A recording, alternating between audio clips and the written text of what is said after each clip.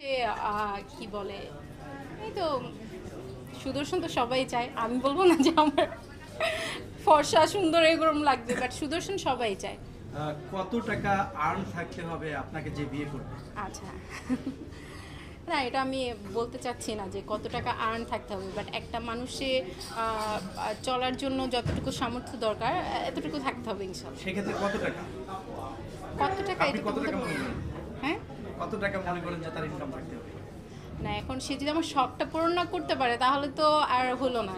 So আমার শখ যেটা হবে এটা সে যদি পূরণ করতে পারে, সো এতটুকু হলেই হবে, এর বেশি চাই না। সেই শখটা কত টাকা? এটা আমি টাকায় টাকায় কনভার্ট করতে পারবো না, সেটা 5 টাকা টিপ হোক আর 10 টাকা টিপ হোক, আবার লাখ টাকার জিনিসও হতে পারে বা কোটি টাকার জিনিস হতে পারে। সো এটা আমি টাকায় কনভার্ট করতে আমরা চাচ্ছি না। জানি যতদূর আসলে আপনার এই গান রিলিজ হয়ে যাওয়ার পরে, আজকে রিলিজ হলো, রিলিজ হওয়ার পরে আপনার অনেক প্রেমের প্রস্তাব আসবে, সেইগুলোকে আসলে অনেকেই আপনার অনেকভাবে কমেন্টসে জানতে চায়। যেমন আজকেও আমি দেখতে পেলাম লাইভে যখন দিল, তো আমি বিয়ে করতে চাই এরকম আপনাকে লিখছে।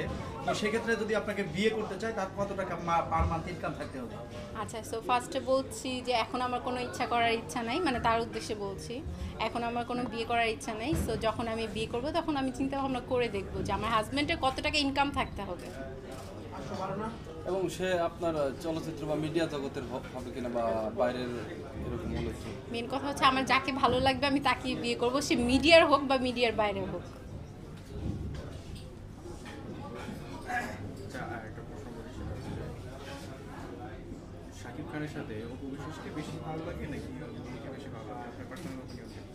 দুজনকেই ভালো লাগে, দুজনই নায়িকা, দুজনই সুন্দর, দুজনকেই আমার ভালো লাগে। আচ্ছা, তার ভিতরে যে একজনকে তো বেশি ভালো লাগে। বেশি ভালো লাগে বলবো না, বাট আমার কাছে মনে হয় যেহেতু অপু বিশ্বাস উনি আগে ছিলেন আর ওনার সাথে অনেকগুলো মুভি হয়েছে, ওনার ফার্স্ট কেরিয়ার শুরু থেকে উনি ছিল অপু বিশ্বাস যিনি, দেন হচ্ছে তার সাথে তার একটা ভালো রিলেশন ছিল।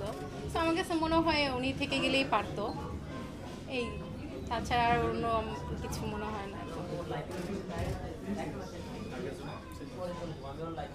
আপু, যেহেতু ভালোবাসা দিবস গিয়ে আজকে প্রায় কয়েকদিন, বেশ কয়েকদিন হলো, আসলে আপনি কি মনে করেন ভালোবাসাটা আসলে এই ভালোবাসা দিবস বিভিন্নভাবে এক একজন এক একভাবে পালন করে, আপনি কোনভাবে মনে করেন যে এটাকে এইভাবে ভালোবাসা বলে বা ভালোবাসার সংজ্ঞা ফুল মিনিং যেটা আপনি এটা আচ্ছা, ভালোবাসা হচ্ছে অনেক ক্ষেত্রে হতে পারে।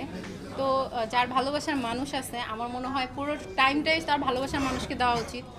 সো ভালোবাসার মানুষ যদি তার বয়ফ্রেন্ড হয় তো বয়ফ্রেন্ডকে দেওয়া উচিত, আর যদি ফ্যামিলি হয় তাহলে ফ্যামিলিকে দেওয়া উচিত। সো ভালোবাসা তো এটাই।